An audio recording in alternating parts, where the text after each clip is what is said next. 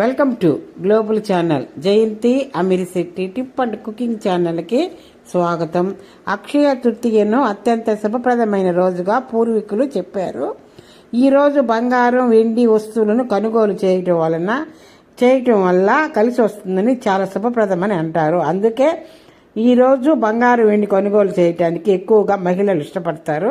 చాలామంది కల్లుప్పు కూడా కొని తెచ్చుకుంటారు. వెండి బంగారం కన్నా కూడా కల్లుప్పు మంచిదని లక్ష్మీదేవి ఇష్టమని ఆ రోజు కల్లుప్పుని తీసుకొచ్చుకొని ఇంట్లో పెట్టుకుంటారు. హిందూ మత విశ్వాసాల ప్రకారం అక్షయ తృతీయ ఎంతో ప్రాధాన్యత ఉంది. ప్రతి సంవత్సరం వైశాఖ మాసంలో శుక్లపక్షంలో తదియ తిథి నాడు అక్షయ తృతీయ పండుగను జరుపుకుంటారు. అలాగే అక్షయ తృతీయ అంటే లక్ష్మీదేవి సంబంధించిన పండుగ. ఈరోజు కుబేరుని కూడా పూజిస్తారు. అక్షయ తృతీయ రోజున బంగారము, వెండి కొనుగోలు చేయటం వల్ల కలిసి వస్తుందని చాలా శుభప్రదమని భావిస్తారు.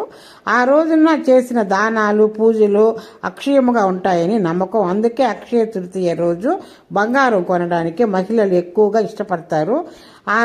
ఆ రోజున మనం కొనుగోలు చేసిన సంపద, ఆస్తి ఎప్పటికీ మనతోనే ఉంటుందని, దానితో పాటు సుఖ సంతోషాలు కూడా ఉంటాయని విశ్వాసము. బంగారాన్ని లక్ష్మీదేవి స్వరూపముగా భావించి అక్షయ తృతీయ నాడు కొనుగోలు చేస్తారు. అయితే అక్షయ తృతీయ రోజున బంగారం కొనాల నిబంధన మాత్రం ఎక్కడా లేదు. ఇది మహిళల విశ్వాసానికి సంబంధించిన విషయమే. పురాణ ప్రకారము పాండవులు వనవాసం చేస్తున్నప్పుడు వారికి చాలా ఆకలిగా ఉండటంతో సూర్య భగవానుడికి నమస్కరించి ఆహారం కావాలని అడుగుతారు. అప్పుడు సూర్య భగవానుడు వారికి ఒక అక్షయ పాత్ర ఇస్తాడు. దీనితో పాండవులు వారికి ఎప్పుడు ఆకలి వేస్తే అప్పుడు అక్షయ పాత్ర పూజించగానే ఆహారం అందిస్తుందని నానుడి. ఆ అక్షయ తృతీయ రోజున ఈ వస్తువులు పొరపాటు కూడా కొనుక్కోకూడదు. ప్లాస్టిక్ వస్తువులు, స్టీలు, అల్యూమినియం పాత్రలు, ఇనుప పాత్రలు, నలుపు రంగు దుస్తులను పొరపాటు కూడా కొనవద్దని పండితులు చెప్తున్నారు.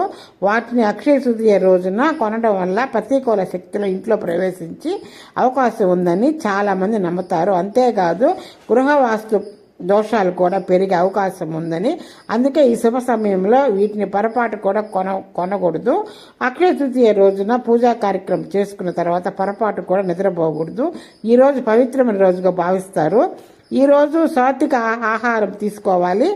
వివాదాలు, వాదనలకు దూరంగా ఉండాలి. శారీరకంగా లేదా మానసికంగా ఎవరిని బాధ కలిగించవద్దు. మూగజీవులను, పేదలకు అన్నదానం చేస్తే మంచిది. పురాణాలలో శాస్త్రాల ప్రకారము ఏ ఇంట్లో అయితే చూసి శుభ్రత ఉంటుందో ఆ ఇంట్లో లక్ష్మీదేవి నివాసం ఉంటుందంటారు.